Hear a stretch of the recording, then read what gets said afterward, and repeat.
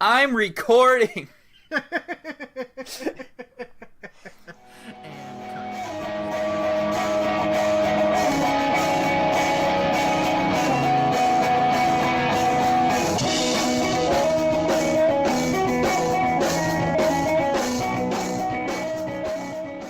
Hey everybody, welcome back to another episode of the Sound Good podcast. I'm Mike. And I'm Micah. And on today's episode, we're going to be talking about Artificial Selection by Dance Gavin Dance, an album that came out on the 8th of June of this year. And we're going to basically do it with the same thing we did with the Tankard episode and go track by track. We'll take a little break about halfway through the album, and then we will just go track by track and give a little analysis of what we think of each track. So, do you want to start it off, Micah? Do you have anything you want to talk about this album before we really get into the tracks? Anything like, I guess, pre-track discussion? Yeah, I think the first thoughts that I have on the album are totally non-specific, I guess, just more for the album as a whole. And I don't know if you would agree. So I was thinking about how this might be an interesting discussion because you are familiar with basically the entire discography of the band, right? Yeah, for the most part. Yeah, you are a more proper, maybe big fan, super fan, whatever. I'm a more well-versed Dance Gavin Dance and enthusiast. So you have context for their entire discography, while me, I have heard I've listened to all the way through Downtown Battle Mountain, right? Yeah, I listened to the first one all the way through, so I'm familiar with that sound, but I've mostly just listened to, I would honestly say, Acceptance Speech, Mothership, and now this album. So I'm really just familiar with the Tillian side of things. So it'll just be cool to have the different perspectives, I guess. Yeah. So, I'm wondering if you would agree, my very first thought for this, especially with how some of the tracks are structured, is this is an album that treads new ground, but it's also heavily for the fans. Oh yeah, definitely. I know they were the guys in the band were talking about how originally when they released the first single, Midnight Crusade, they were saying how I think it was Will Swan said it in an interview. It was either Will, John, or Tillian. One of the main three that usually answer questions. One of them said that you shouldn't. They're like, yeah, you really shouldn't judge the entire sound of the album off of any of the singles we put out, because none of the singles give an actual overall feel of the album. And I thought, I'm like, they're gonna do some different stuff. I'm not just gonna get Strawberry Swisher Part 3 from Acceptance Speech and be like, okay, the rest of the album kind of sounds like this. I get it.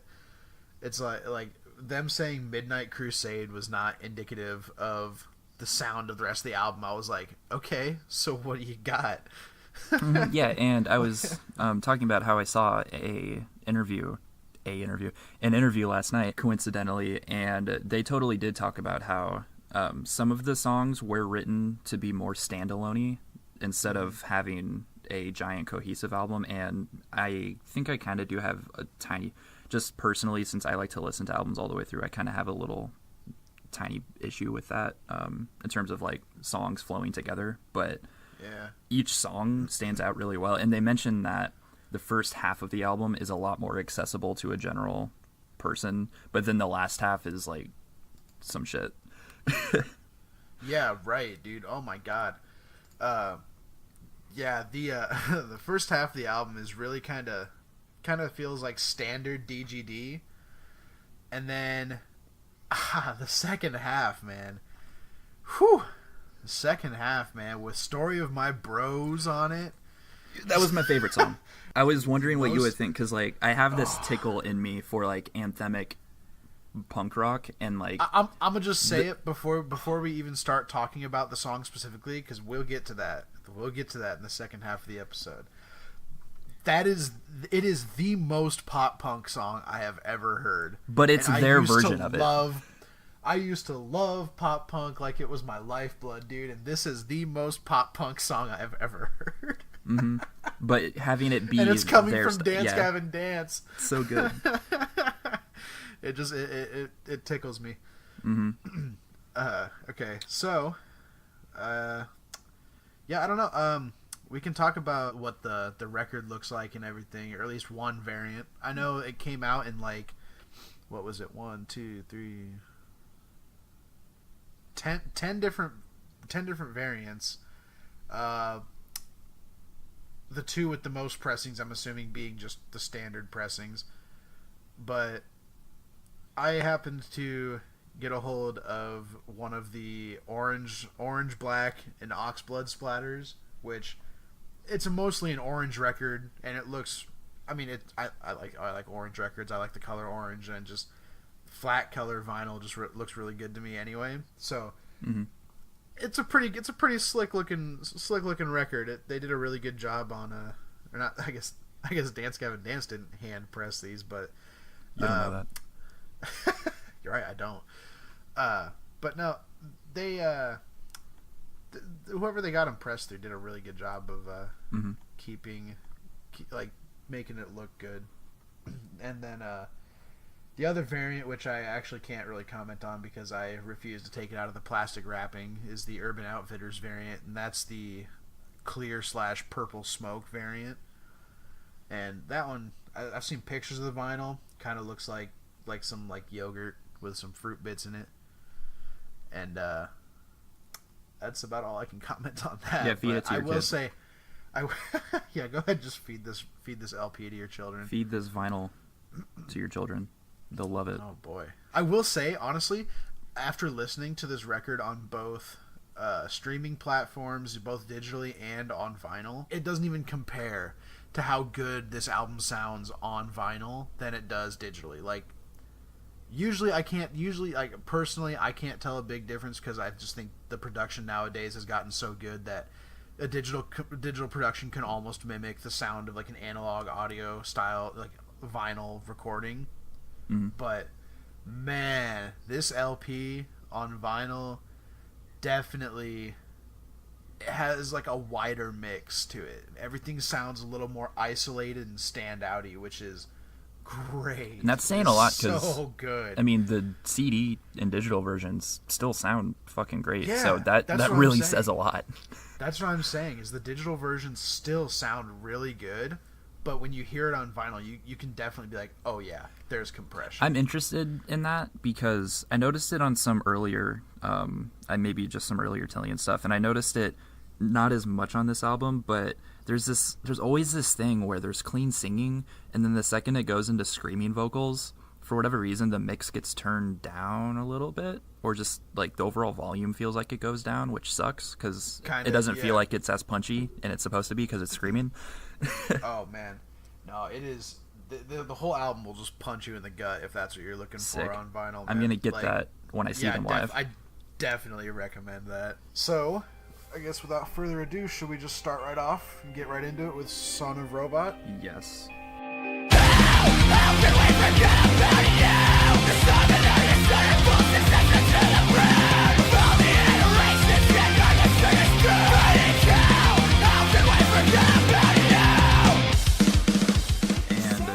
I don't know. So,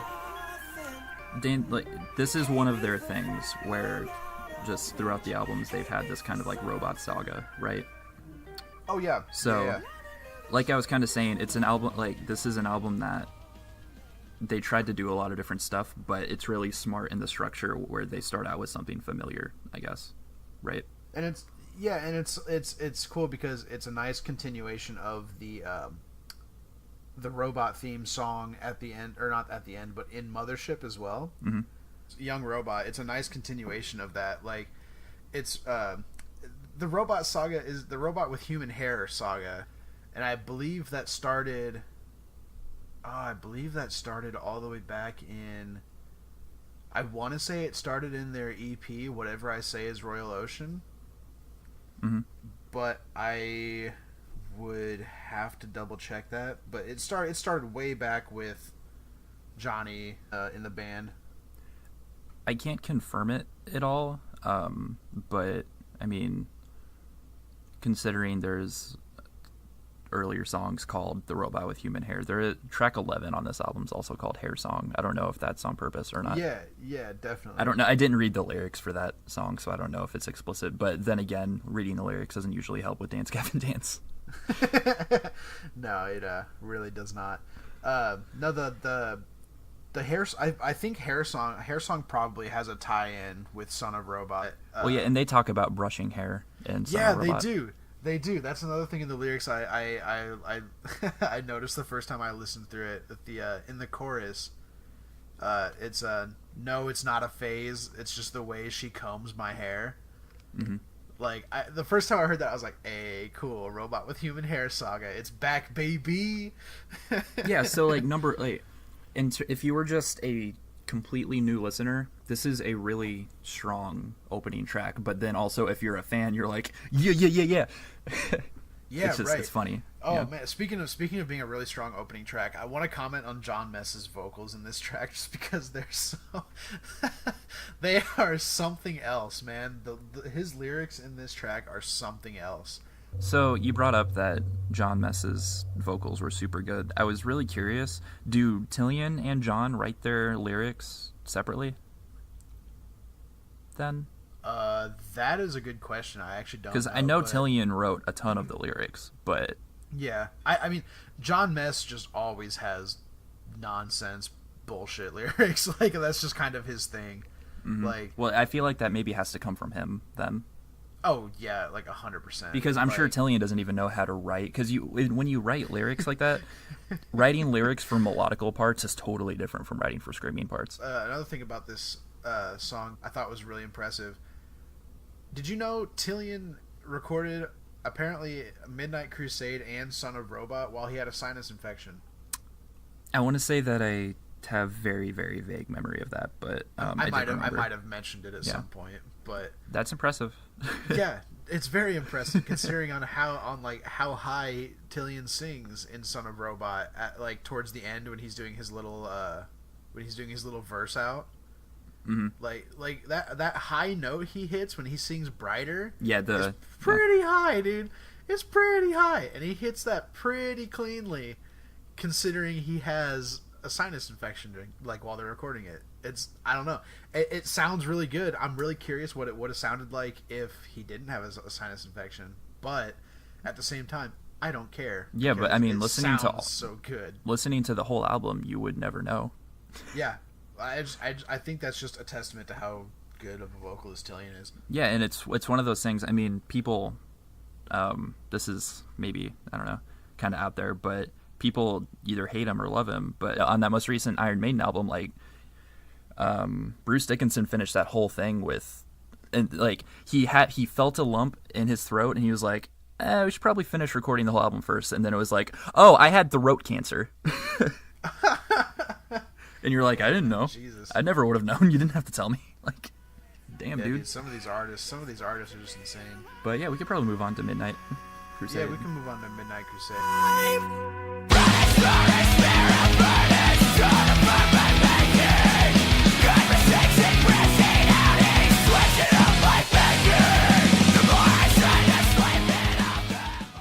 I do like Midnight Crusade a lot still, though. So, I like it more than Care as a single. Oh, so do I. And yeah, it was just interesting to me that people like you who have experience with Dance Gavin Dance as a whole, when you heard Midnight Crusade and stuff, you were like, I don't know. I was a little thrown off by it because it sounds kind of more pop punky than. But yeah, so it's funny because it literally embodies everything that I keep coming back to Dance Gavin Dance for. I've said in previous episodes of the podcast that I fucking love progressive rock and stuff, and that's one of the other things that keeps me coming back to the Tillian era because there's so many really nice rhythmic changes and melodical changes, but I still have this little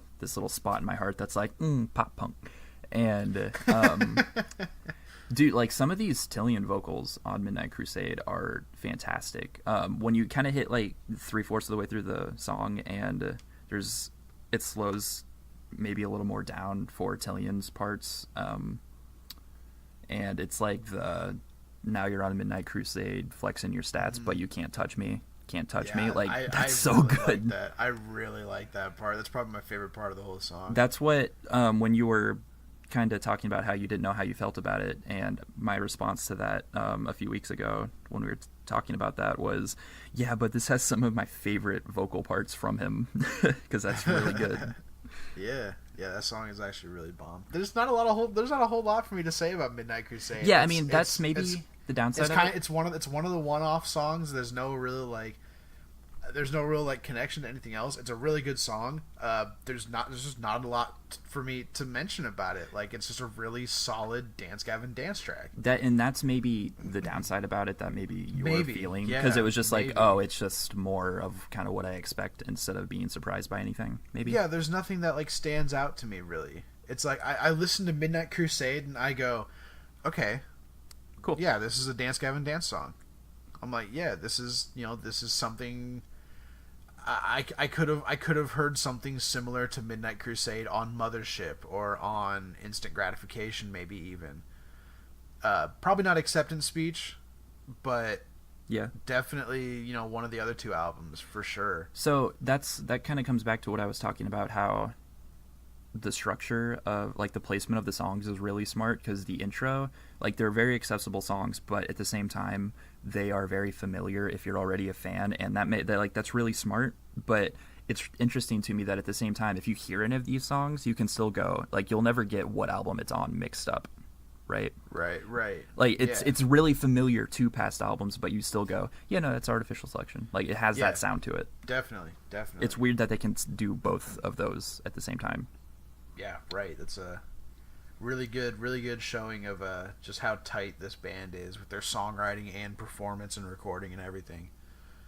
But just how consistent they are and everything. It was funny that you mentioned that it took you a lot more listens, and eventually you're like, this is actually a really good song, because I noticed it in YouTube comments like a few weeks ago, like just listening to some singles, and then John Mess answered a question and said the same exact thing, where there's a lot of comments on the album that are like, what is this? This is just like typical Dance Gavin Dance fare. This is like I don't really like this that much, or do you not want that? Or like I'm bored with this. But then like it's edited a few weeks later, and it's like, never mind. I listened to it a bunch more, and I love it now. Right. It's a grower. It's a grower for sure. Mm-hmm. But yeah, I mean that's all I got to say about it, man. The music video for it was pretty good. Was that explicitly more robot stuff, or was that totally different? What, the music video for Midnight Crusade? Yeah. That was just some stupid funsies shit, whatever they decided they wanted to do for it. Yeah. I there could have been references in it. I watched the music video like twice before it was put on Spotify, and I just stopped watching the music video. Anyway, I got nothing to say. I got nothing else to say about this. So if you want, we can move on to Suspended in Disaster.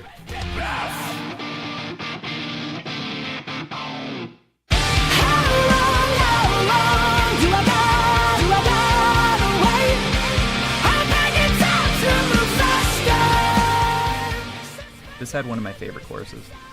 Suspended in Disaster? Mm-hmm. Yeah, it was definitely, when I first heard the song, I got hella Circa Survive vibes off the track, honestly. I still have yet to check them out. Yeah, but they're pretty good. Knowing that that's the vibe you got, I'm excited to check them out now. The vocal style is not like exactly the same as Tillian's, but they both, Anthony Green and Tillian, both sing up in that higher register, so it's kind of the same timbre, I guess, where it's just the higher register, it's a little up there, and they're really good too. They're a lot less like proggy than Dance Gavin Dance, but yeah, I mean, if you listen to anything off of like their newest album, you could probably, or anything off of like Juturna, because I got a really good Juturna vibe from Suspended in Disaster, because the track title and the chorus both reminded me of Suspended in Disbelief off of Juturno. That's funny. No, really good track. Probably one of my favorite choruses on the entire album. But surprisingly, as a song, probably not one of my favorites. It's probably down there, honestly. The Tillian parts are definitely my favorite. Like the verses, and then the verses leading into the choruses, they're super solid. Like Tillian wrote some really good melodies for that. Yeah. But so we were talking about how a lot of the songs, it kind of felt like they were written to be more standalone-y instead of flowing together as a full album. And I think this is the only place for me where the fade out of Midnight Crusade into just kind of the no fade in, just immediate start of this song with John Mess screaming. I wasn't super into that transition personally. Yeah. And it's not that I hated the intro, it's just that if you listen to Midnight Crusade into Suspended in This Disaster, you just notice the transition is more it. You just notice it and you go, oh, next song, okay. Well, yeah, right. Honestly, I don't think there's anything wrong with, like, you know, a band not having, like, smooth transitions between songs. It's just like, if the album as a whole is consistently, you know, up at the same caliber, then I can kind of excuse it. In this case, I can kind of get past that a little bit and just keep listening.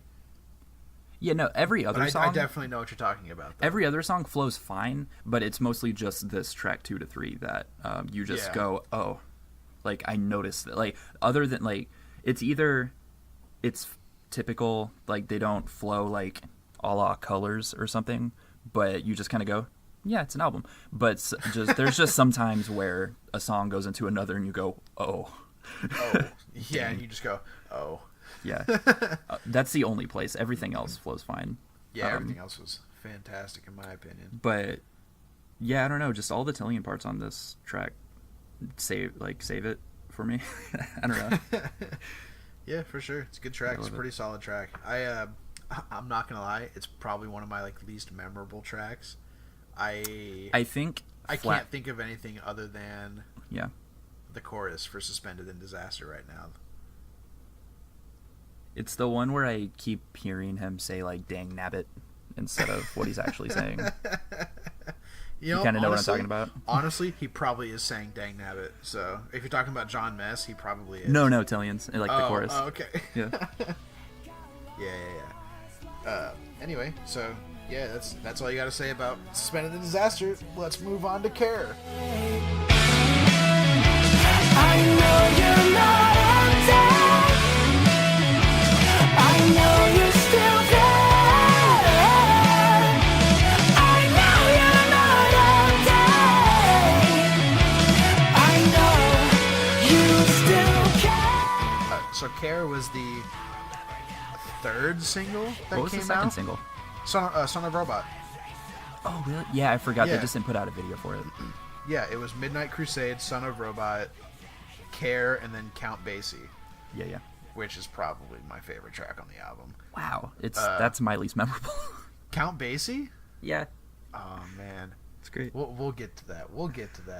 I'll yell at you when we get to that. It's not that I don't like it. I like it. No, it's okay. It's okay. I'll yell at you when we get to that. But yeah, Care was the third single that came out, and a lot of people, from what I was hearing, a lot of people didn't like it as like a DGD song. A lot of people didn't like it until the groove came in, like at the end. You know what I mean? You don't have to be passive. You can just say that I texted you saying that. Was that you? I don't know. Yeah, it was me. I was straight up hearing that from everybody, dude. Like, but I'm like you on Midnight Crusade. I listen to it a lot more, and I love it. Yeah, same. It's not one of my favorites, but it's definitely not one of my least favorites, like I thought it was. I'd put it top 5. I personally really enjoy the song from the beginning, though, and I'm like flipped from how other people enjoy the song. Whereas most people don't like the beginning of it, like the first half, and then once it breaks into like the groovy section, they start digging it more. I'm completely opposite. I love the beginning part. I would love if the entire song was like that.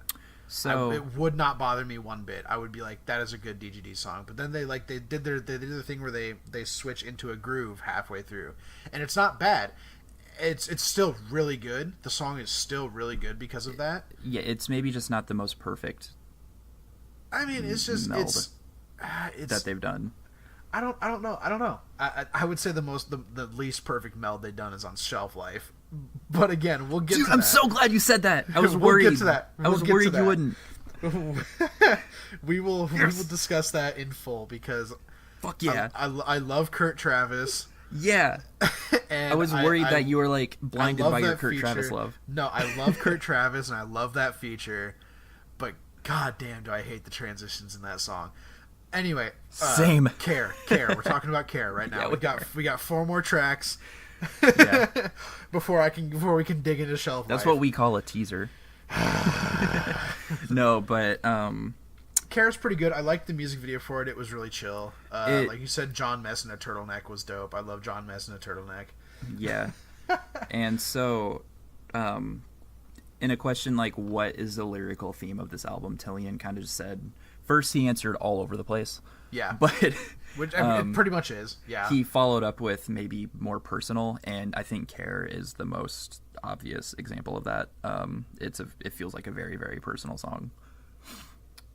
And, yeah, it definitely it definitely has a more personal sound to it than the other ones. Like, it just sounds more intimate. Some of the lyrics though, man, like, even it's crazy. It's crazy that even in a song that sounds as like heartfelt as Care, you've still got John Mess doing these ridiculous vocals. It's probably the most coherent, one of the most coherent screaming vocals that it really is, because you just strung together like, yeah, there's a scenario, so it's like still really personal, but it's still just like you look at the kind of idealized romantic stuff that Tillian was singing and you're like, oh. it's a good juxtaposition. I will say that it's a good juxtaposition of like, it wants you to make you think that this is a really heartfelt song, and then John Mess is just like, nah dude, Prodigy show 2003 Janko jeans, dude, we were on ecstasy. Call me. Shit was sick, dude. No, but I don't know, I really like, once I listened to the song more, I really liked how it kind of felt like, especially when you get to the groove part, that's, you know, goddamn, you caught me looking back. I like how it's somebody that's trying to clearly move past a person, but then they're like, damn it, you pulled me back in. Yeah, right. Damn it. And you're like, it's a pretty relatable and personal song, I felt. I do really like the goddamn line. Yeah, just so how good. he sings it, is so good. Funk kind of style of singing, just goddamn, it's like, ah. Yeah, and that like comes into it's going to happen a lot more on some later tracks. Like, I just really love the kind of the explicit, like, yeah, you mentioned that Tillian's more of an R&B singer, but this is like, this album was one of the more first times that they actually wrote like R&B melodies around his singing, I think. Yeah. And so like, yeah, like there's kind of the more funky thing with Care, but then like, yeah, you get to some later songs and like there's just such an R&B feel to some of Tillian's vocals that you're like, oh, this is pretty cool. And so that kind of goes with the whole thing where it's like the first half is accessible to everybody, but then like they're gonna take you on a journey of like different shit for the rest of the album. Right. Yeah. I also just think the song. I just think the song also, you know, just to kind of wrap up the discussion on this one. Yeah. I think the song transitioned really well into the next one too, because the next one's very different. Yeah, Count Basie starts off very different, and I'm ready to go into that if you are. Mm-hmm.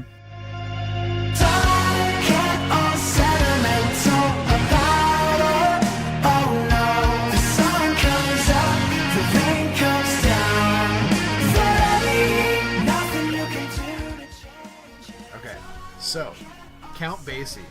This was the 4th and final single that they released for this album, and they released it on, what was it? Like a little, like June maybe a week and a half before 4th? the album was out. June 4th. June 4th is when it came out. So like a week And, or so. It was 4 days. Damn. Okay. 4 days before it came out. They actually released the single if you went over to their website and signed up via email for a newsletter. They actually tweeted out a little picture that said, enter your email address at our website by 6 p.m. on Monday, June 4th, and we will send you something special from Artificial Selection. That's cool. Yeah. So on the 4th, if you did that, you got an email with a secret YouTube link to the Count Basie music video. And then on June 5th, it was put out for everybody, out to the public. But that's a really cool way of like putting out a single. It's just kind of like, hey, sign up to our newsletter, and hey, you guys want it? We'll give you something special. And it's like, something special, new album. I mean, I don't want to. I feel like it's too easy because it's maybe because of the little person in the video, but I'm very curious if the imagery in the video was inspired by Twin Peaks at all, because it felt so Twin Peaks when I watch. Now whenever I hear the song, I just think of that kind of vibe. It's super weird. I know you're probably not familiar, but I'm gonna be honest, I never watched the music video. It's pretty out there. Apparently it's got some visual nods towards their music video for Summertime Gladness. Interesting. Yeah, I just read that now. But yeah, I've watched like the beginning of the music video, and I was kind of like, man, I don't need to watch this music video to enjoy the song, dude. Yeah. I was like, I'm just gonna close my eyes and chill, listen to this song, because this song is really good. This is probably my favorite track off of the entire album. Yeah, solely for Tillion's vocal melodies. It's funny too because apparently the chorus of this song went through like 12 iterations before he settled on one. Really? Yeah, he just could not decide. Damn. I mean, yeah, I'm glad he picked what he did. The structure of this song is so crazy too. Like, you got verse 1. There's only 2 verses in this song. Yeah. The rest of it's all chorus. Yeah, because he knew it was a good fucking chorus. Yeah, well, it's like you've got the verse 1, and it's that so you don't believe in magic BS he starts off with. Mm-hmm. And then the don't get all sentimental part is a pre-chorus. Look the Other Way starts a chorus. And then right at the end of the chorus, they go right back into the pre-chorus of don't get all sentimental about it. And then they go right back into another chorus. And then they do a little guitar part bridge. And then it's another verse, and that's how it ends. Like when the actual like guitar parts start coming in towards the end of the song, like it's what made me actually. I think I lied when I said this was my least memorable. I have a different one for that. Yeah. But just because the song's so different is why it is actually memorable. And I think they like really make the like when the instruments finally do fully come in towards the end of the song, it's really earned, and so that's what makes it satisfying, I guess. Right. And like, I don't know, man. John Mess is very powerful on this song too. He's a strong boy. Because the final verse, the closing verse, where it's just him. These lyrics, man. These lyrics are so insane. This is like halfway through the verse, but like he's got lyrics like the limp-wristed, winded sex on abdomen. What's my style? I'm blind to dude tooth clang. It's like he has like really coherent lyrics sometimes, and sometimes like, man, you're just doing that for the onomatopoeia, aren't you? You're just doing that for the sound of the word, aren't you, man? Like, slid in on a sack, laced in bodysuit slipper. I'ma peel in two and then shed my image, turn into some panoramic spinning gold bridges. Kashwink. Those are the last lyrics on that song. I was gearing up for a joke, but like Kashwink just cracked me up too much. Yeah, Kashwink. John, this is a mess. It's a mess. All right, that's good. Do you get it? But yeah, this is probably one of my favorite songs, just based off of vocal melodies alone. Vocal melodies and the sound of the song all together just really click for me specifically. I really like the empathy is overrated accent, like just how they like grind into it. The empathy is overrated. Like that's that's so good. Like the first time I heard that, when I was first listening to that song, the first time I heard that, I was like, this is the song. This is the song that makes me love this album. Yeah, that's all I got on that one. You want to move on to Flash? Yeah.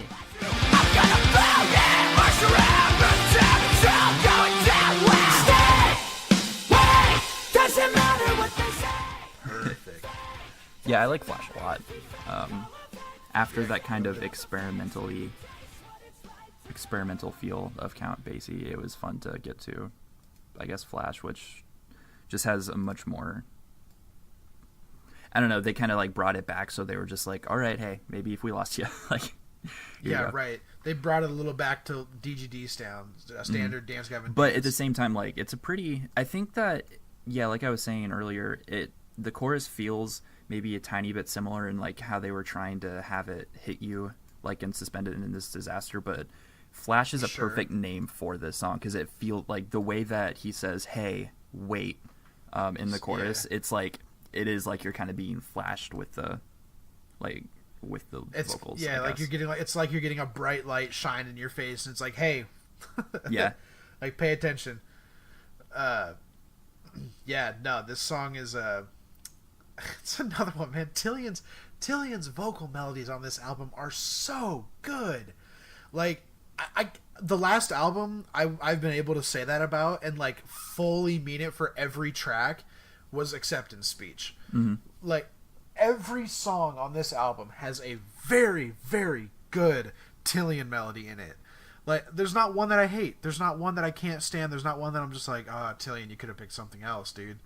It's like, man, I don't even know what to say about half these songs because they're like, it's gonna be me just dick riding Tillion because he is so, not pivotal is not the word, but he's so like important to the sound of this band at this point in their career. Yeah, and yeah, I'll have some nice little observations for that, for Evaporate too. Okay. Like that notion, and it feels like they're trying to make a statement about Tillion being a kind of a staple about the band. I feel, I guess, but yeah, I don't really have much else to say about, like, it's just a incredibly it's just a straight up solid song.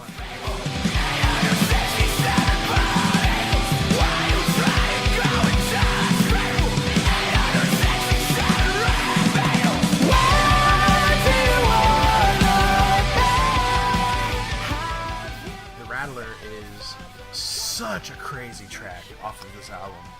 I don't like the intro vocals from John. Oh, what, man? That's like the best part. He's not even saying words. The I don't. It just hits me wrong. I don't enjoy it. Oh man, it's weird. I feel bad saying it, but I love that actually. I love it when John Mess just goes insane because he's got such a good screaming voice. He's got such good like tone. Mm-hmm. That just hearing him start off yelling, I'm stuffed. You're just like, you're like, yeah, you are, John, and it's really good. There's a different place where he does do just kind of sounds that I like it a lot more, but yeah, I don't know. So I don't know. I keep on asking you whether or not some elements, like if there's ever any influences of some math rock with Dance Gavin Dance, and I feel like maybe there is. Yeah, I mean, there's potential. I mean, this song though specifically, it feels like there's a bunch. Yeah, like where? Just the whole main, like the chaotic feel to it, and like of just the main verses with John's vocals, and specifically because like the only Dillinger Escape Plan that I've ever listened to is their very last one, and honestly, it sounds a lot like what I've heard from them, honestly. I get that. It's just, and I don't know, there's just like, I think it's the reason I don't listen to math rock kind of like Dillinger Escape Plan, because it's just like, I get so tired. Like, it's so chaotic, man. You don't get a break. It's just, man, this song is just like a John Mess feature on the album, and I love it. But because then Tillion's parts do give you a break, and I love it. Yeah, they do, and it's a really good break. But I think the thing is like, this whole album feels like a Tillion album. Like, Mess, like, John is not very prevalent in a lot of these songs. He's there, and he does, like, what he does is really good. but he's not like the main focus of any of these songs, it feels like. So it's like, it was nice getting the rattler and just hearing John right away come out with the I. It's like, oh yeah, okay, this is gonna be a John song, I'm ready for this. Yeah, and that's why when you were bringing up some of like his SoundCloud stuff, you said, or Bandcamp? Yeah, Bandcamp. I was curious, I was asking what his influences are, because I was asking that with the rattler in mind, because I was like, jeez. They're like, the rattler feels like whatever. It feels like what he would write. Oh yeah, exactly. Especially with the verse after the Cotillion chorus. The verse is literally asses in battle. Die, you bad apples. Jesus Christ. It's just, he hits you with these lines that you're like, ooh, ooh, you know. Mm-hmm. There's so much like just punch in his vocals. Oh man, it's good. I really dig this song. I think it's a good continuation of the character series that are prevalent on the Tillion albums. You know, I like the song a lot overall. I don't know. It's one of those ones where it's like, I'm not going to put this song on repeat because holy shit, I would get super tuckered out. I will say it's just nice in the middle of the album. Yeah, right. I wish this would have been the last song on side A of the record, honestly. But it's funny because it is dead center of the album. yeah. Well, that's what I'm saying. I think it will, and the way it splits after that is like Shelf Life is the next song, which we can go into whenever. I mean, all I've got to say about the Rattler is I love John Mess and his nonsensical bullshit lyrics, and I love how he put them together in this song specifically. He's a good boy. He's a really good boy.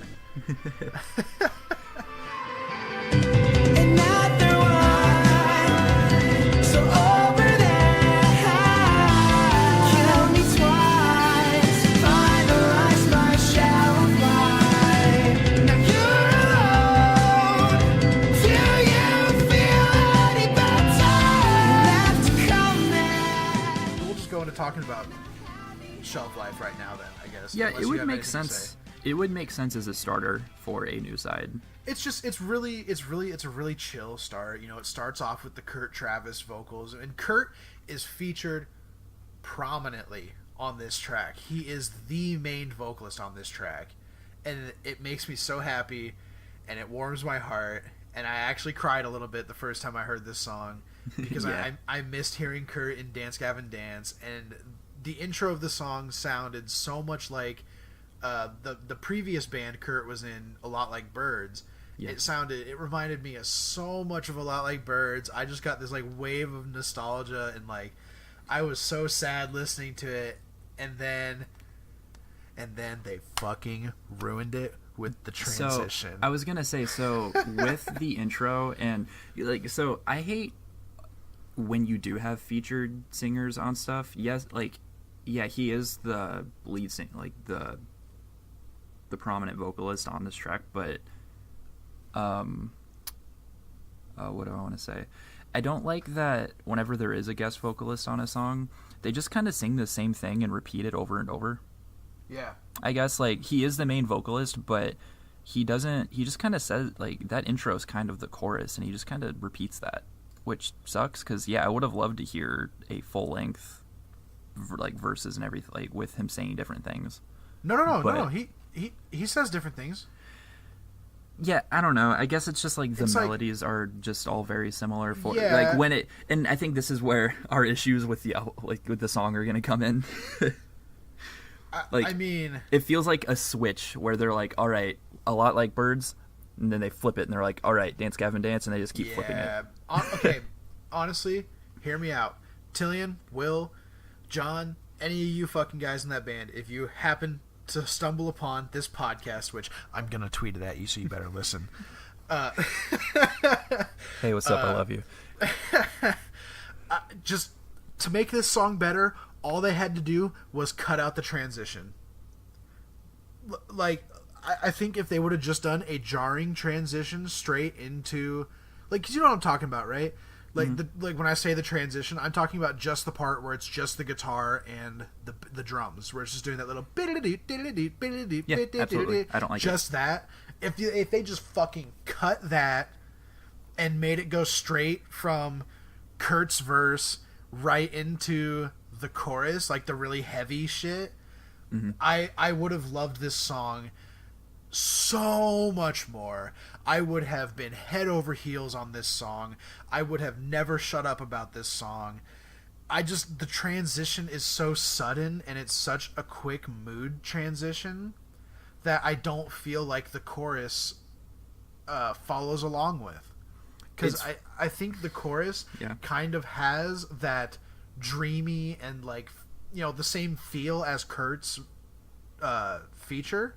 Mm-hmm. I think the chorus follows along with the Kurt feature feeling really well, but that transition just, it sounds too upbeat for the song, I think. It's not even that. It's just like Is it like, feels like they had the melody for Kurt's parts, and then they were just like, we have to write a Dance Gavin Dance song around this for some, like, yeah, and like, so, and then they were just like, well, we can't. Maybe it's that they felt like they couldn't do what you're suggesting, where it's just like just straight cut to the Tillian and John stuff, and it's just like they felt like they had to do some.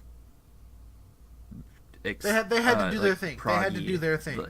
Yeah, and it like the way that they always have some kind of transition into a, like whenever they switch ideas, they always have some kind of rhythmic, some really jumpy kind of rhythmically sort of complicated transition sometimes, and I like mean, before they go ahead.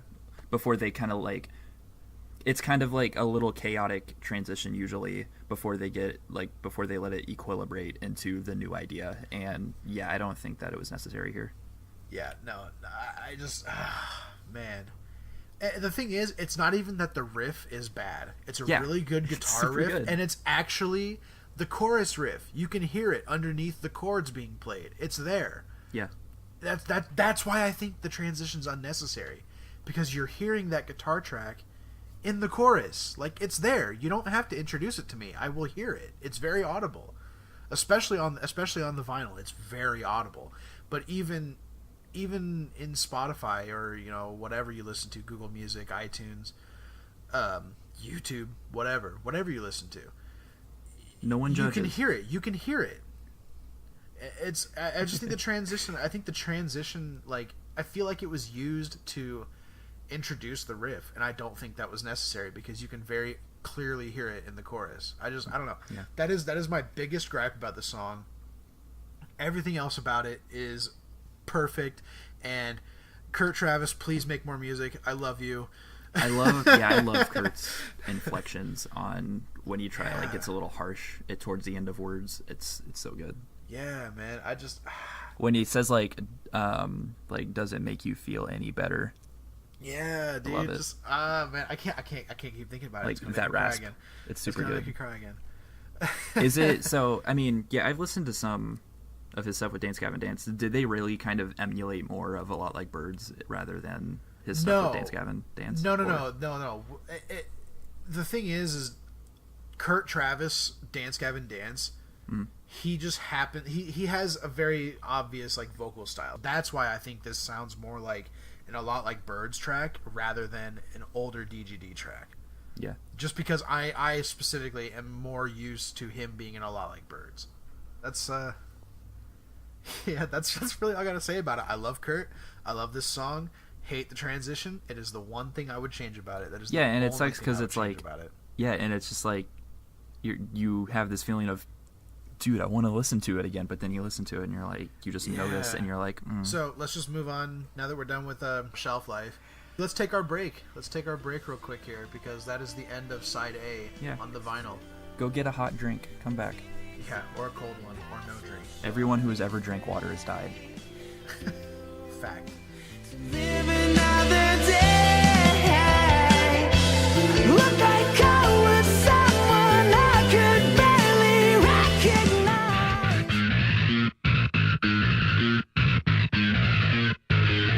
When I'm feeling the feel for real, I'm overwhelming, flipping and saber. Alright, welcome back.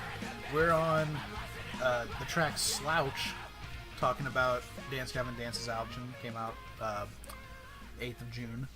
So this next track, we're talking about side B of the record now, and this first track on side B is titled Slouch. And This is probably my second favorite song on the album. Honestly, what did you think of it, Micah? Well, fuck. I don't want to bring it up because you're just gonna hound me and troll me about it. But I have at it. I'll skip around it for a little bit. But so I like how on a lot of their albums, maybe starting with a track on Mothership that I will leave unnamed so you don't bother me. I like how they like just have some songs on their albums that sound like would be played at nightclubs sometimes. You know? Man, are you talking about Flossy Dicky Bounce? Fuck! Are you dissing my song Flossy Dicky Bounce? Man, whatever, dude. That's just the wrong opinion. I like the vibe of this one more than that one, maybe. Yeah. Slouch it's just a fun song. Like, it feels like it would be like a song that you would dance to. It just does. There's not much else. It feels like more of a typical. It's a really groovy song. And sure. It probably fits the bill of not being a very surprising Dance Gavin Dance song, maybe. So it feels familiar and kind of typical, but not in a bad way, like maybe some other songs that we mentioned. Yeah, totally. I don't know. I like the song. I like how hectic it is in the intro. Because like we were talking about with the Rattler, I really like the chaotic John Mess stuff. And John Mess, we haven't been mentioning it, but John Mess has been way more like dynamic and like pitchy with his screaming on this album. Like he's almost like sing screaming on this album. And he doesn't really do that in any of the other albums. And like every other DGD album, he's always like really flat in his pitch, and he kind of he does mid screams. Yeah. And it's like on this album, I don't know, something must have awakened in him, but he decided that he can now sing and scream, or at least scream at different pitches. And I think it's very evident on this song just because of the intro and like how high up he's doing the intro with the what a feeling I'm feeling for the the feel for real, all that stuff is all like way up in his upper register, it feels like. And it just gives a whole different sound to like the intro. It's more punchy, more in your face, more hey, this is the next song. Yeah, I'm excited to see if he takes that even further, and because he's no longer kind of because normally it's like here's this really dynamic Tillian part like in previous albums, and then it just whenever the screaming part comes in, it's basically the same tone always.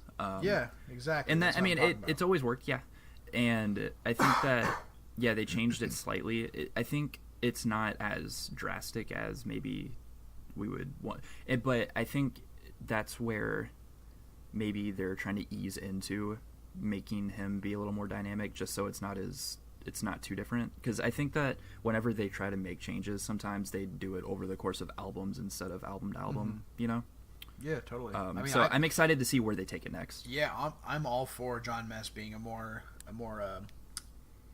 pitch focused screaming, all that. I'm all up for that. Like he did it really well in this song, so I have no qualms with him doing it ever again. And I would say maybe like just like the Rattler, maybe Slouch is a little more on the side of maybe Tillian not being as much in the spotlight compared to John. Like this feels like a very John heavy song too. Yeah, it is very John heavy. It feels like, but he does have really good.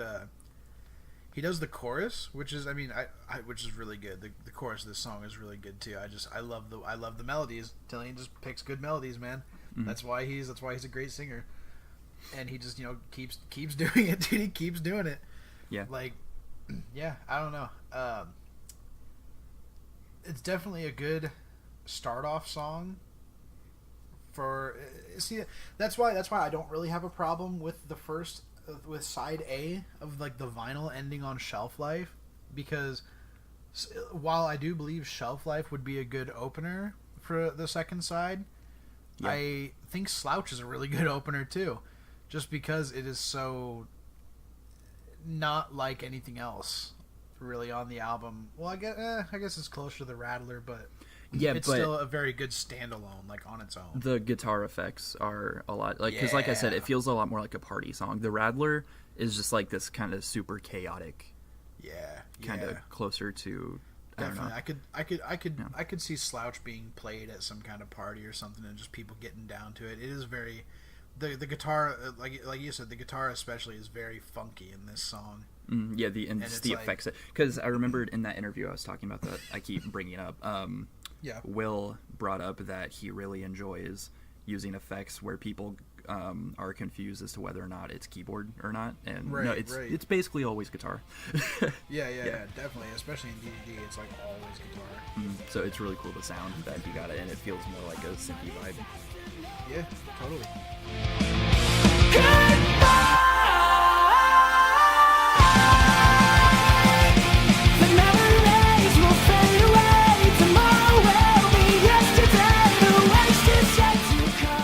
Story of My Bros. Which, just the title of this track is disgusting. It could have gone one of two ways. It could have been super pop punk, or it could have been something totally different in a different direction. That would be, just by the title. Yeah.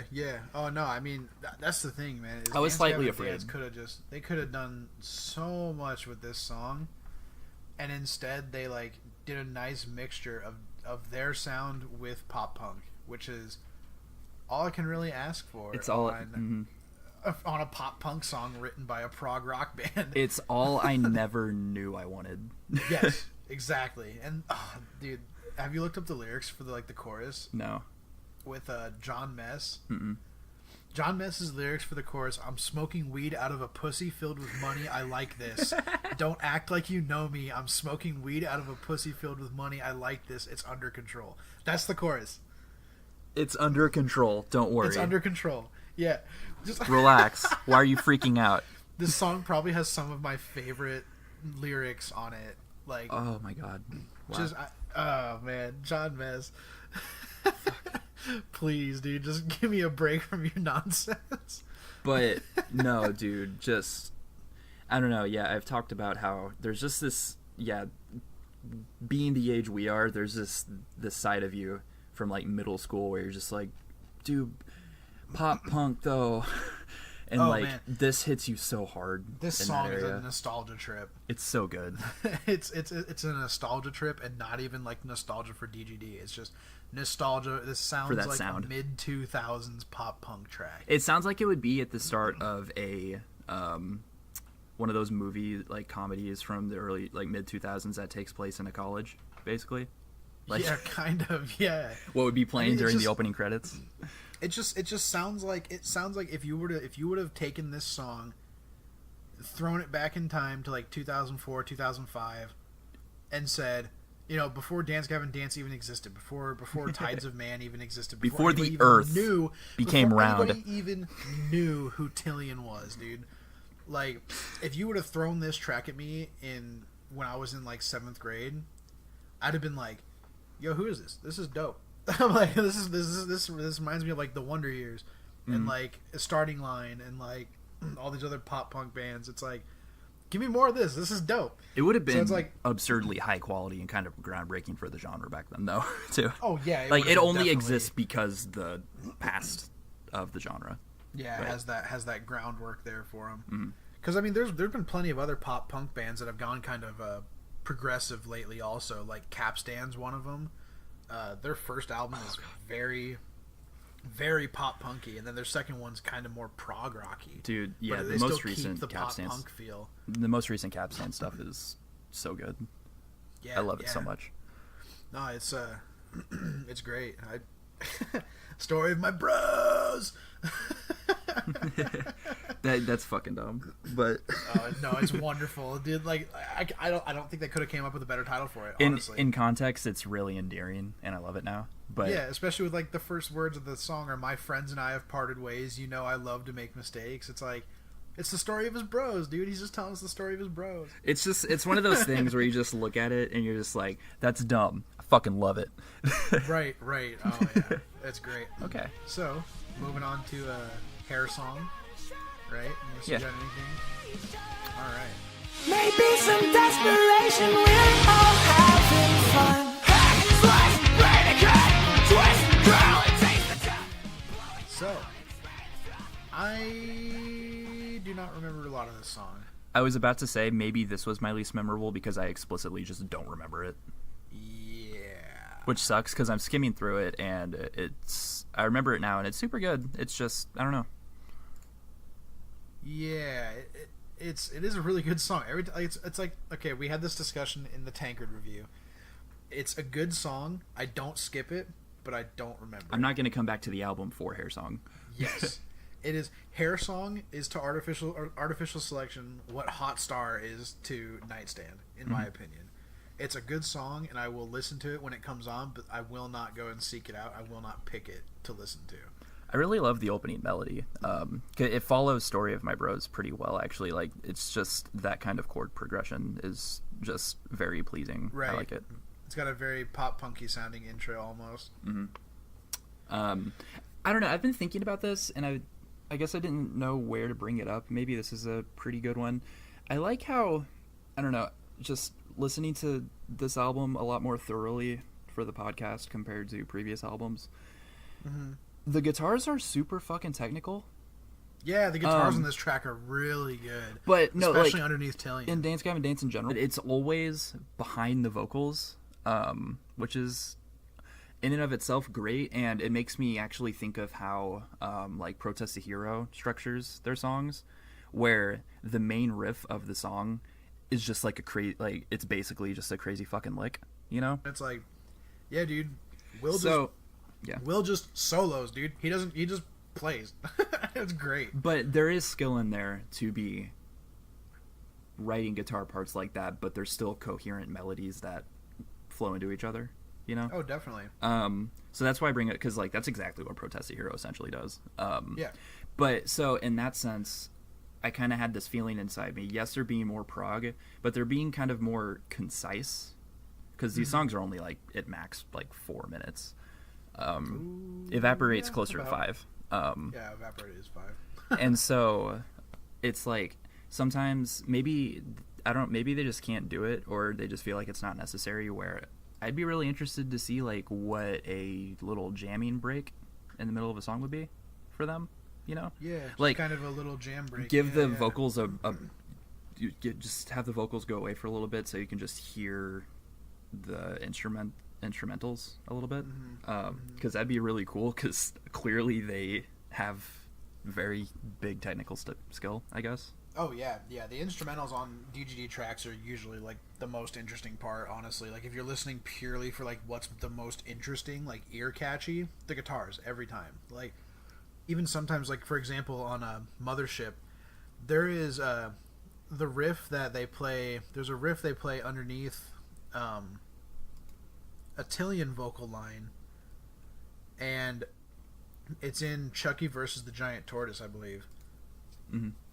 And it's like Tillian's doing these, like, you know, obviously these long held out melody notes, and then underneath it, Will Swan is like just going insane on the guitar riff. Actually, no, it's not even a Tillian part. It's the intro. Yeah. Like, just the intro to Chucky versus the Giant Tortoise is whack, and I never heard it like that before. I never really listened to it. I was always focused on the vocals, so it's like the instrumentation in like a lot of DGD music, when you listen to it, is insane. And then to think that, you know, that Will, you know, because I've seen him live only once, but like he didn't screw up like anything. He screwed up a little bit of the Chucky versus the Giant Tortoise riff, but I mean, he caught back on, and you know, it's like they're just so good at playing everything that you get lost in all the music. Like the music is just all so high quality. Like all the band members are just so good at what they do.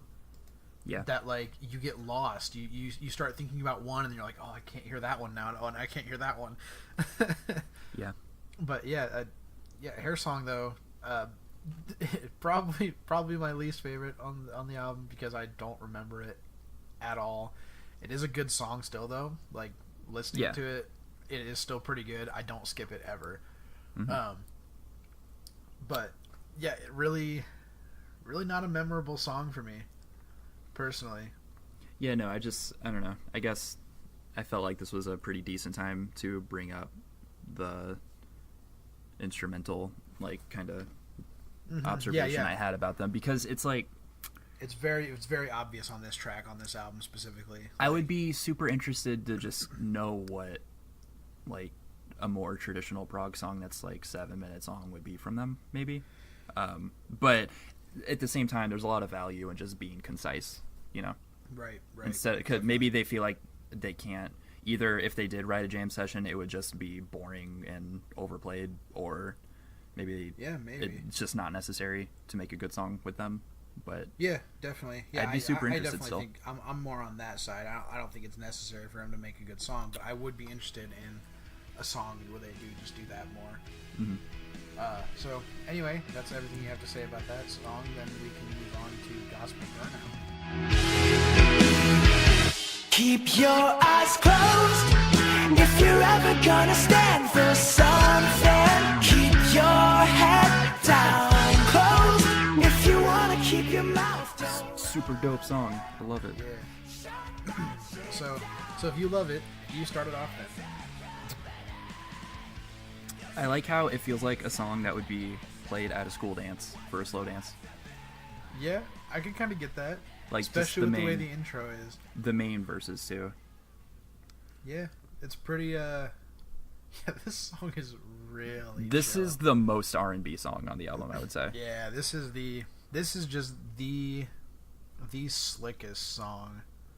Honestly, like, I listen to it and I'm just like, I want to dance. I want to groove. I want to just sit here and jam to it for the next 4 minutes. The guitar work on this too, the chord progressions they pick and the melodies they pick, like after the like the guitar part for the break right after the verse, that's really good. It's super simple, really good though in the context of the song. Yeah. I also really have to comment on this because being a bass player now, I have to comment on the amazing bass tone they got. And it's like this song. They specifically made the bass come out a lot more on this song, right? It feels like it's definitely louder. Like, you can hear it when it gets that effect on it. It just goes, you're just like, oh yeah, oh yeah, this is the song.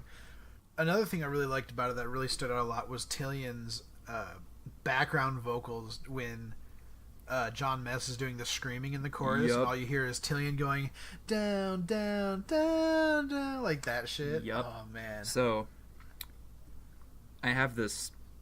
It's really funny that you also clung onto that or latched onto it because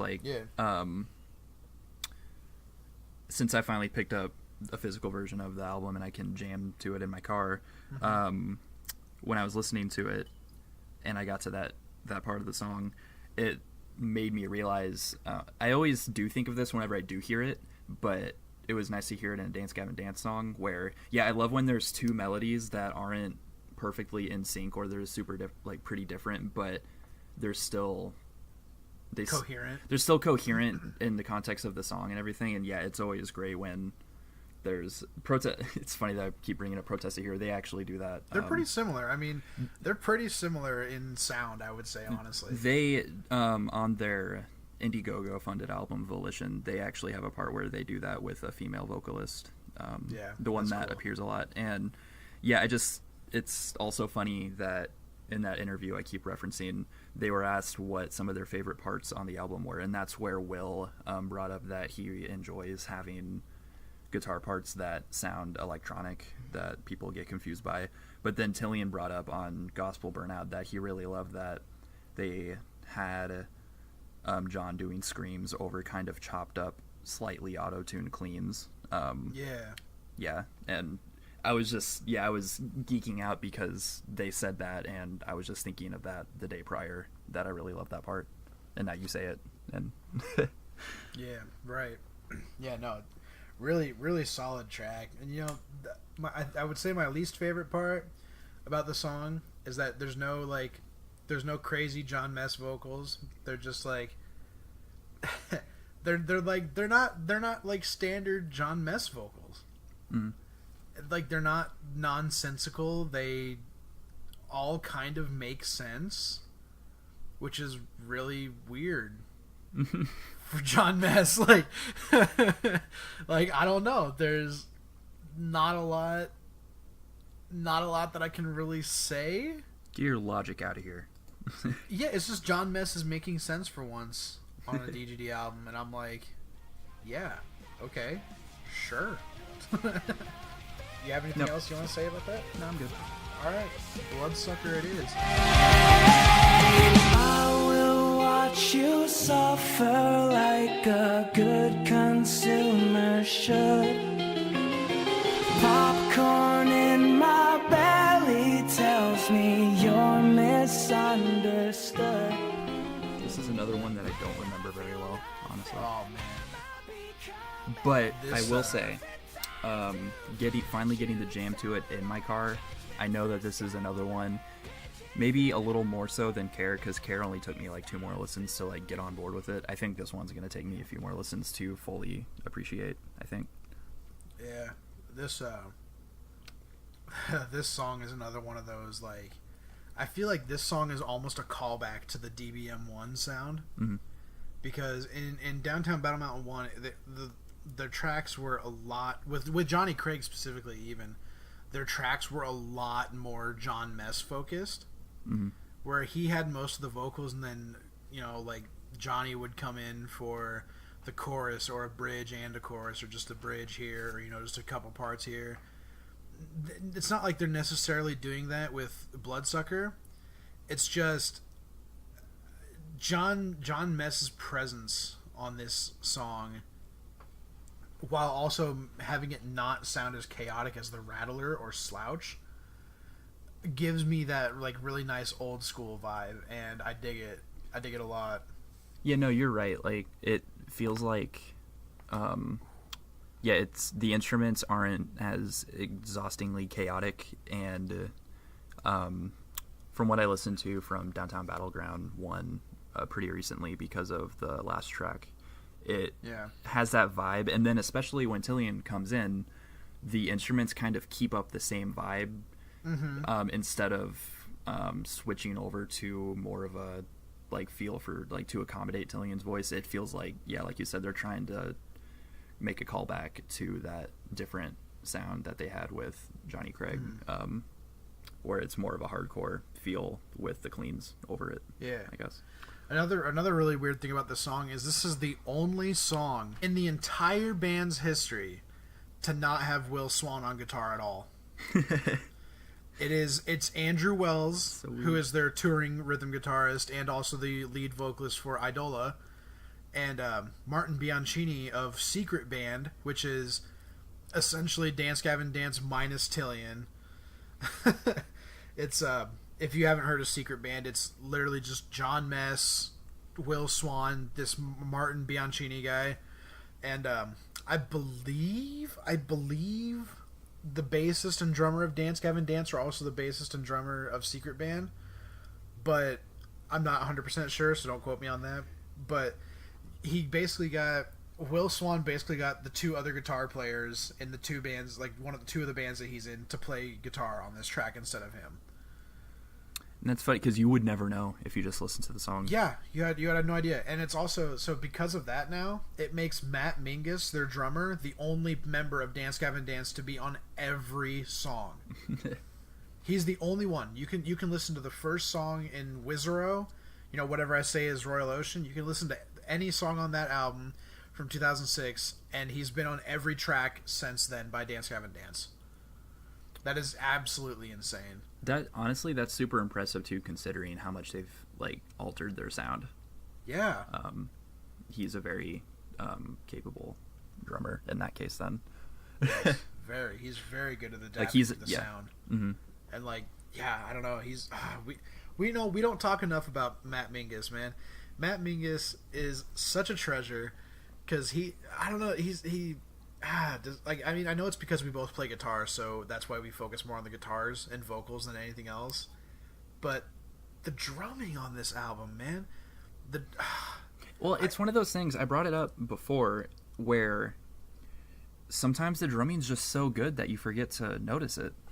Yeah, right. Because it just flows so well that you're just on board. Like, because it's not bad. It's not jarring. So, It's not yeah. making you listen to it. It's not like you're hearing it on accident and going, "Oh, that's what the drums are doing."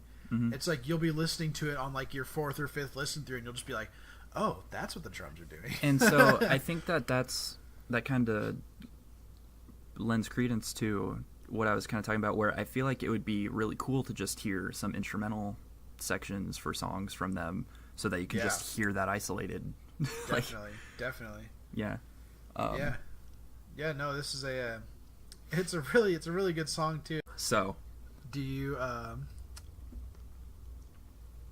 if there is nothing else that we have to comment on Bloodsucker, why don't we just dive right into the best album ender I have ever heard on any album ever.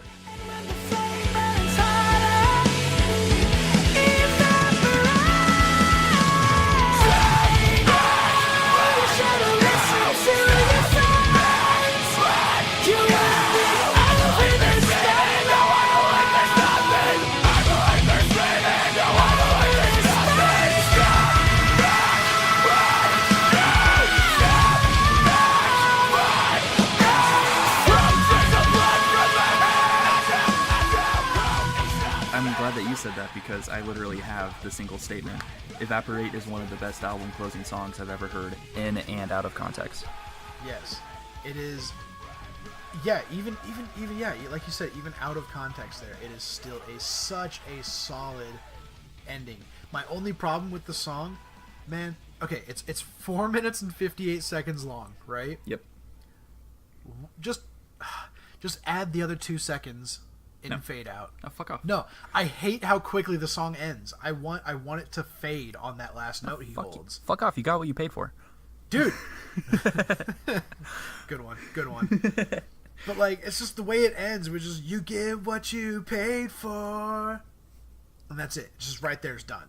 Like, if they would have let that ring out for like another like couple seconds, it would have been a perfect ending. It's right now, it is still currently the best, but it's sitting at like a 99 out of 100 instead of 100. But this song is so jam-packed full of references to their discography. It's so jam-packed full of good features. This is another song on the album that features that has a feature. The first one being Shelf Life with Kurt Travis, who is an old Dance Gavin Dance singer. But then you now have their touring rhythm guitarist and the vocalist for Idola, Andrew Wells, appearing on this track. And his feature blew me away for how good it was. I love Idola. I love the guys in Idola. They're really cool guys. I played a show with them a few months ago, and they're just all really cool guys. Andrew's a really, really nice dude. And Andrew Wells' feature, his feature is honestly better than Kurt's in context of the album. Absolutely. It's just But this song, and another thing about this song too. So everything I say has context behind it as to why I'm saying it, because it won't make sense otherwise. So when this album was first announced, it was rumored that it was going to be Dance Gavin Dance's last album. By who? It was. I can't remember who I originally heard it from, but I swear I had to have originally heard it from. I either got it from a Dance Gavin Dance group on Facebook, which is, most probably bullshit. Yeah. But I either saw it from somebody saying that Tillian had said it, or Will had said it, or I remember hearing. I can't remember the source. I can't remember specifically where, and I know that sucks, and it doesn't really help my claim to validity on this. You're not the only person, though. No, I'm definitely not, because I know other people have said it. But there was this rumor that went around for a while that that DGD9 was going to be the last Dance Gavin Dance album, that they were just going to stop. Like, I specifically remember it being like, I think Will Swan saying that, or reportedly saying that. And man, I was going to flip out so much, because this would have been like the 4th time that I've gotten into a band, and I'm like, yeah! And then it turns out the most recent album was the very final one. And it's just like, oh. Damn it. No, it's just... the thing is, though, is... I love Evaporate so much because when I was listening to the album for the first time, I was under the impression this was going to be their last album. Dude, yeah, and So- like if that rumor's in your brain, Yeah. if that rumor's in your brain and you hear Evaporate, you're gonna freak out. Yes, and that is okay. Just a fair warning to anybody listening to this. This talk about Evaporate is going to go on way longer than it should because we are going to talk about mostly these references that are in just the outro. In the outro of this song alone, there is at least 8 separate song references given through lyrics, solely the lyrics. There's 8 vocal references. Damn. There's specifically in the outro vocals alone, there is 8 references to different songs. So before we get into that, Yeah, go ahead. I wanted to just like bring up. So when I said, yeah, it's one of the best album closers in and out of context, like just the second that this, maybe not the second that it starts, but once it actually hits like a melody, because like it starts out with some heavily distorted guitar chugging, right? It just has this feeling of climax and finality to it. Like the entire outside song of the makes you references. think that it's the last one. Yeah, like you just feel like a show is ending, basically. Yes. Yeah. When it starts up. Just this song is the most masterfully crafted song on this album. And there's so much time spent into this song, you can tell. yeah, I'm really interested to find out like what their, like if they sat down and they were like, oh, we want to write a song that has a bunch of references in it, or if they already had the song and they were just like, yeah, fuck it. Like I want to know why they did it, you know? Yeah. See, that's the thing too. That's why I can't believe when people are saying that, like, oh no, we're gonna keep going strong, and it's like, how do you keep going strong after you just ended an album with a song that references literally every album you've done up to this point? Like, how do you do that? So that goes into the observation that somebody I saw online at some point that I kept on alluding to earlier on the album, and like why Kurt Travis isn't on this record, even though there's parts that he sang in the past on it. Yeah. Well, he's not in this song. He is on this record. Yeah. So, in terms of finality, it could be that they're trying, even though like Tillion's been on like 4 albums now, right? 5? Yes, this would be his 4th. Okay. With the band, yes. I guess maybe this isn't the right wording, but it's like they are basically having him sing a ton of parts, maybe like not the acceptance speech parts obviously, but majority of the vocal references are parts that he has never sang before, and it's as if they're just trying to get, like they're gonna keep on like it seems like they're committing 100% to Tillion being the voice of Dance Gavin Dance, and they're like, let's get his stamp recorded on. I hear that. Let's get his voice onto these melodies from our past so that people know, like, I mean, they kind of did that with the Tree City Sessions CD, though. But I definitely see that wasn't like like, I'm not going to use the word canon, but that wasn't like a main release. That was just a live album they did. That was just a recording of their session at Tree City. So, or whatever the hell they recorded it at. But I mean, that's a live album, so it doesn't really. It's not that it doesn't count. It just doesn't count towards their album count, their discography count. Yeah, that's why I was saying like they're trying to solidify like in recorded format, like on a proper release, like this is Tillion's show now, and like let's get his unique stamp onto these songs, because that's why I was saying like trying to clarify, they're trying to get it like kind of like in writing or whatever, because obviously they've played all these songs live countless times. Like, of course he's sang all these songs countless times, but yeah, they're just trying to make it official, I guess. And then just, and that's why Kurt's not on it, because it's like it's Tillion. Yeah, of course. So do you want to talk about the references? Should we just go right into them? Yeah. Well, and then the last thing that I have about the sound of the song overall is that when I was talking about the shelf life thing, I think I was referencing more the Evaporate guest, because it's like he only comes on and sings basically a single melody, and they just kind of do it twice or 3 times. I wish he would have just done more, basically. as Andrew well. Wells has a verse actually. He does the little bridge You're right. thing, I forgot. Yeah, but yeah. he does do a verse. Yeah, he has a verse. But it's only the once, and I don't know. Yeah. It is just the one verse. I he just does want come in more, for the, man. Oh, I know. I mean, like I said, I can't praise Andrew Wells enough. That dude, such a good voice, and he sounds just as good live as he does recording, and it's amazing whenever a vocalist can accurately and consistently recreate their recording sound live, and he just seems to do it. So hearing him on this track was just really good because I thought, cool, if I ever hear that song live, that's what it's gonna be. Mm-hmm. And he did a really great job. I like his verse a lot. Yeah, it's so good. Yeah, it's that typical. And the thing is his verse doesn't sound like a Dance Gavin Dance verse. Not at all. They dropped into like an Idola sound for it, and that's really cool. Mm-hmm. So yeah, okay. Let's talk about the references now. I got the lyrics pulled up. I'll just start reading them off. So right away you hear Tillian come in with, "Oh, you should have listened to your friends. You would have been over this by now." And he repeats that, or he doesn't repeat it. He does that once, then he repeats the "over this by now" line once. And that is off of their 2008 album, their 2008 self-titled album. Fans call it Death Star because it's a Death Star on it, because it has the Death Star on it in their art style. Yeah. And underneath that, and that's so. Did I say that was already what song that was from, or just the album? That's from Me and Zoloft Get Along Fine. Yeah. So yeah, that's from the song Kurt Travis sang when he was with the band, called Me and Zoloft Get Along Just Fine.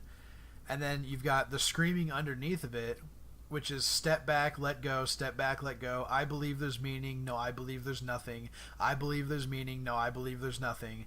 Step back, let go, step back, let go." And that's John Mess singing that, and that is from the track "Surprise, I'm from Cuba, Everyone Has One Brain." Yep. From Downtown Battle Mountain, an album that came out with Johnny Craig as their vocalist in 2007, their first full-length album. Then, while Tillian is doing the "Over This By Now" repeat, you get John Mess's lines from the title track off of Acceptance Speech, which is, "Who drains the blood from my head? I do. Who accepts me as I am? I do. That was where I feel like a lot of people, including me, like it clicked with them. Like, oh shit, there's references going on. Yeah, right. like the first time I heard "Evaporate," I heard the "Oh, you should have listened to your friends," and I was like, why does that sound familiar? I'm like, I've heard that. I've heard those lyrics before. I've heard that line before. Mm-hmm. I'm like, I can't figure it out. And then, so I was like, whatever. It might just be a coincidence. And then I heard John Mess, say, "Who drains the blood from my head?" And I was like, okay, yeah, this song. I'm like, this song is full of references. And then once I heard those lyrics, I noticed the carved drum beat happening, and I just went, oh, there's things happening. So after we do that, it goes into the next reference, which is a reference to the first track from the 2009 album Happiness, "Tree Village," and it's with Tillian saying, "What excuses do you make?" and which is the first line. It's the first words you hear on Happiness, off the album Happiness. And John Mess is screaming the vocal line that actually Will Swan was screaming in Happiness, which is just repeat our history, which is that's like an interpolation of the original lyric line, because the original lyric line is like, I think it's just repeat our history. So he kind of changes it a little bit, but it's still obviously a reference to that song. And then he says, after the "What excuses do you make" line, he goes into the "We own the night," which obviously is a reference to "We Own the Night" from Instant Gratification. And then this is the thing that gets me about all these references, is a lot of them are one-line references. And so, you want to talk about how we were slightly complaining about transitions earlier in the album? They fucking nailed these. Like, oh, dude, they're so seamless. Yeah, and it's just how they managed to write a piece of music that can also have all these other songs played over it. Yep. It's so insane. And it might sound just simple because like I think the guitar part is just doing some like chugs and some chords, like along with the bass, like the bass drum, which is doing the carve beat, the quick little double bass, but it's like you've got after what excuses do you make and that whole Tree Village reference, so after the Tree Village reference, he just goes right into We Own the Night. That's a one-line reference, and then Tillian goes right into For One Good Note. 4 words. Those are 4 random words from the chorus of the Backwards Pumpkin song from Downtown Battlemount. What the hell? What the hell is that reference? That is so obscure. I can't believe it. It's so good. And then the whole last little don't it feel good, you get what you're paid for is John and Tillian both singing in harmony, calling back to Alex English from their self-titled album. Yeah, it's really interesting that they went full circle. They started the reference section with the self-titled and ended it with the self-titled. And then they got back to it, And it was really weird. They only referenced Kurt and they didn't only reference Kurt and Johnny albums because they did have acceptance speech, but they didn't have any Mothership on there. No Mothership references, which is kind of weird. Yeah, that's kind of what I'm getting at, where they're trying to get Tillian's his voice onto the past, basically. Yeah. But I mean, God. Oh, the first time I heard this song and I heard all these references and they all just clicked, I was like, oh my God, this blew me away. Oh no, they are actually quitting. Yeah, right. Oh no. Right, yeah. I heard all the references and that immediately was, oh man, this band is done. I was like, there's no way you can come back from this. How do you make an album after this? Well, that's what I mean. Like, it feels like they're kind of closing the door on all those previous albums so that they can go forward and do very different stuff. You know what I mean? Man, but I mean, that's what I mean. I get what you're saying, but like, I don't know how you can top that. I don't know how you can top Evaporate as an album ender with any other song that this band can make. They're not going to. I don't think you can. I think Evaporate is their penultimate song. But they're never going to try either. No, probably not. I mean, maybe. I don't know. They're just going to do whatever's natural, but like as a fan, it's never going to get topped. Yeah, no, if you're a Dance Gavin Dance fan, I don't think they're like specifically if you're a Dance Gavin Dance fan who likes all of their discography and not just certain albums by the certain singers, because there are some people who only like Tillian albums, and there's some people who only like Johnny albums and only like Kurt albums. So it's like, if you're one of those people who can listen to the band and enjoys the band as a whole, this song will be the ultimate song. There will be no song they can make that can possibly be better than Evaporate. And it's solely just based off of how many references they fit into it and how many callbacks. I'm at a loss for words. It's such a good ending song. To this at the time when I was listening to it for the first time, it was such a good ender to not only the album, not only the discography, but to the band. Because like I was under the impression this band was going to be done after this, after this song. This song is the last song that they were ever going to put out. So I don't know. It definitely made the impact of the song stronger for me. Mm-hmm. But I hope they're not done. Yeah, no, I mean, Tillian tweeted like 2 days after the album was out, like, hey, I see a lot of you guys are concerned that this is the last thing. Like, no, we're gonna keep on going if you'll have us. It's like everyone's like, yeah, yeah, we will. That's good. That's good to see. I actually, that's good to hear. I like that. Like, they didn't, like, he has no idea where that rumor came from. But yeah, it's like, I don't know if I swear it came. I think it came from Will, dude. I swear. I saw a few comments, like, I don't know if they also knew the rumor, but, like, even just the sense of finality that this song encapsulates, like, if I can say that word right. Encapsulate? Look, man.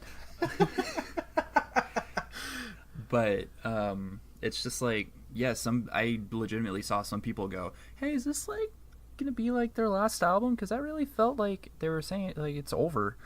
Like, mm-hmm. Yeah, dude. And just like, yeah. Yeah. I mean, and there are some lyrics that are literally never coming back, never coming back. Yeah, is that in this song? Yeah. Yeah. Okay, that's right. That's that's John's little. Mm-hmm. Yeah. So yeah, I could see where the fear, like, just I had no idea about any of that, and like, number one, I didn't hear any of the references the first time I listened to the song. I saw your tweets about it, and I was like, oh, I should probably go re-listen to that. And then, yeah, I had no idea. Like, honestly, for me at least, I don't know why it didn't feel like it was over at all. This just felt like a really solid closer. So yeah, hearing about that rumor, I got very terrified because I was just like, but what happens to young robot? Right. I was like, oh, wow. What does he do? Right. So but, I mean, yeah, that's. Yeah. No. I mean, yeah. So there's. I'm just very glad they didn't keep doing what they did on Mothership, and I'm very glad they just said, okay, fuck what we did with Mothership, let's do something better on Artificial Selection. I'm so glad they went that direction instead of, hey, Mothership sold really well, let's just keep doing Mothership stuff. Yeah, and that's what, like, there's no just whatever songs on this album. Right. There is none. Like I said, there's none that I skip. It's a treat to listen to through and through. Yeah, definitely. It's whew, man, it's right up there with it's probably going to be in my top 3 albums of the year so far. Honestly, out of everything I've listened to that's come out this year, it's going to be in my top 3. Actually, I think so far my top 3 is pretty much decided, dude. I've got Nightstand from Tankard. I've got this album, Artificial Selection from Dance Gavin Dance, and then I've got the Kanye West and Kid Cudi, not Kid Cudi. God, I don't know why I screw that name up all the time. But the Kanye West and Kid Cudi project, Kids See Ghost, was actually really fucking good. So nice. I mean, that's my top 3 of the year so far. So this album, and I mean, I'm really picky with music, so this album being in like my top 3 albums of the year of 2018 up to this point is like very good. Great album front to back. I'd probably sit this album and like not even from a DGD fan standpoint. I would set this album at like an 8.5 probably out of 10, just in overall like cohesiveness and coherency, and is that a word? And just like general feel. Shut up. General feel of music as a whole. This album is just a very solid release from a band that has had a history of solid releases, but also a couple stumbles here and there, such as like Instant Gratification was a pretty big stumble. Happiness was actually like a commercial failure, which is why it's like near impossible to find any physical copies of it in any way, shape, or form, because nobody wanted it for some reason. But it's like, I don't know. It's one of the best albums in their discography to date, I think. And I'm absolutely. Yeah. Run into a smack with the hands down to living. Never coming back, never coming back. Run into a smack with the hands down to living. All right, that wraps up this episode on Dance Gavin Dance's album Artificial Selection. Thanks for listening. Hope you enjoyed it. And remember, you can follow us over on Twitter at @ItSoundsGoodPod. Make sure to go like our new Facebook page at @ItSoundsGoodPod. Subscribe to our channel here on YouTube. And as always, we'll see you next week. I can't believe it's not enough.